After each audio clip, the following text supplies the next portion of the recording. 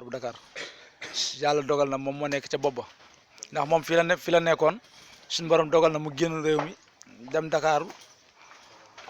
suñu borom teg ko ca barab boobu noonu mu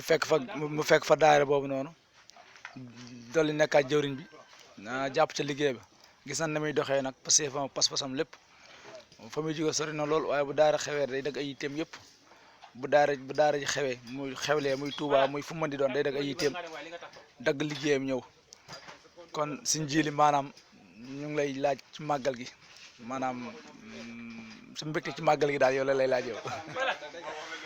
asalaamaaleykum wa rahmatullah mbokki daayira Fatul Xafaar ñu ngi leen di ziar bu baax di nuyu suñ jëwriñ yi nga xam moo ñu dalal muy Sëñ As ak Serigne Bara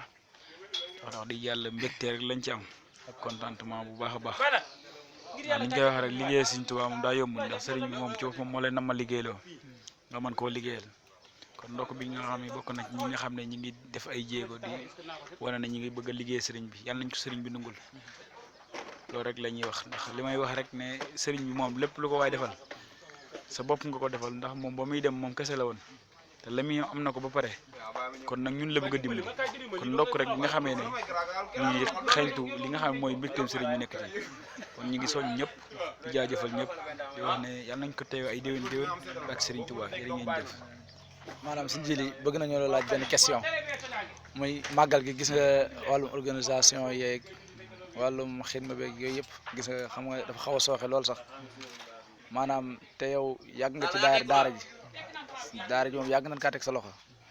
nga nekk jëwriñ ji yàgg nag ba tey jii nii suñu borom def la jëwriñ